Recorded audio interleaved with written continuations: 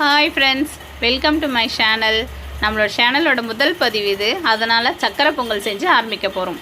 அதுக்கு 200 கிராம் அரிசி, 250 கிராம் வெல்லம், 4-5 ஸ்பூன் நெய், ஒரு 4 ஏலக்காய், முந்திரி, திராட்சை, இதை எல்லாமே எடுத்துக்கலாம். இப்போது நம்ம பொங்கல் எப்படி செய்யலான்னுட்டு குக்கர்லேயே செய்யலாம். அதை எப்படி செய்யலான்றதை பார்க்கலாம் வாங்க ஃப்ரெண்ட்ஸ். இப்போது குக்கரில் அரிசியை கழுவி போட்டுக்கோங்க. அதில் நம்ம எந்த கப்பில் அரிசி எடுத்தோமோ அதில் ஒரு 5 கப்பு தண்ணி ஊற்றிக்கலாம். ஏன்னா நம்மளுக்கு அதிகமாகவும் தண்ணி போகக்கூடாது, குறைச்சலாகவும் இருக்கக்கூடாது. அதுக்காக ஒரு 5 கப் தண்ணி நம்ம எடுத்துக்க போகிறோம். அந்த 5 கப் தண்ணியே நம்மளுக்கு போதுமான அளவு இருக்கும். இந்த 5 கப்பு தண்ணியை ஊற்றிட்டு நம்ம ஒரு 5-6 விசில் கண்டிப்பாக விடணும். 5-6 கண்டிப்பாக விட்டோம்னா தான் நமக்கு அது குழஞ்சி நல்லா வரும்.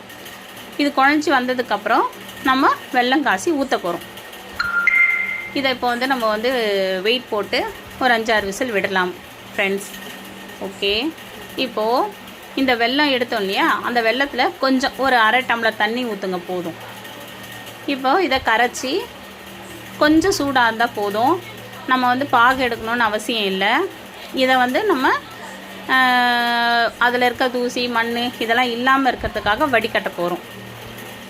நெக்ஸ்ட்டு இதை வடிகட்டிக்கலாம் சூடானதுக்கப்புறம்.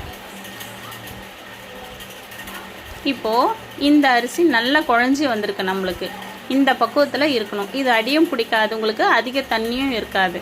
இப்போது இந்த மாதிரி இருக்க பக்குவத்தில் நம்ம அந்த வெல்லம் தண்ணியை இருத்து ஊற்றிக்கலாம். அப்போது கரெக்டாக இருக்கும். நம்மளுக்கு இந்த கெட்டிலாம் இல்லாமல் கரெக்டாக இருக்கும். இப்போது அந்த கரைஞ்ச வெல்லம் தண்ணியை வடிகட்டிக்கலாம். இதில் இருக்கிற மண் தூசி எது இருந்தாலும் நம்மளுக்கு க்ளீனாக இதுலேயே இருந்துடும். நம்ம சுத்தமாக இருக்கும்ன்றது டவுட் வேண்டாம் இல்லையா, அதனால் நம்ம இப்படியே வடிகட்டிக்கலாம். இப்போ இந்த வடிகட்டினதை எடுத்து அந்த குழஞ்ச சாதத்தில் சேர்த்துக்கலாம். சேர்த்துட்டோம்னா பொங்கல் ரெடி ஆகிடும். இப்போது இது பாருங்கள். இப்போ இதை நான் ஊற்றி கலர போகிறேன். உங்களுக்கே தெரியும் கரெக்டாக இருக்கும். இந்த பக்குவம் ஃபுல்லாக மிக்ஸ் பண்ணி விட்டிங்கன்னா கரெக்டான ஒரு ஸ்ட்ரெச்சரில் நிற்கும். அதிகமாகவும் இருக்காது, கம்மியாகவும் இருக்காது. நல்லா கிண்டிக்கோங்க. அந்த கட்டி பக்குவம்லாம் இல்லாமல் நல்லா க்ளீனாக கலக்கி விட்டுருங்க முதல்ல.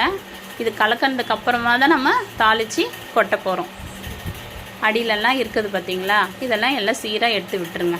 சீராக எல்லாமே க்ளீனாக விட்டுருங்க. இப்போது இது நல்லா நம்ம கலரி விட்டுட்டோம். இப்போ பாருங்கள், எதுவுமே இல்லை.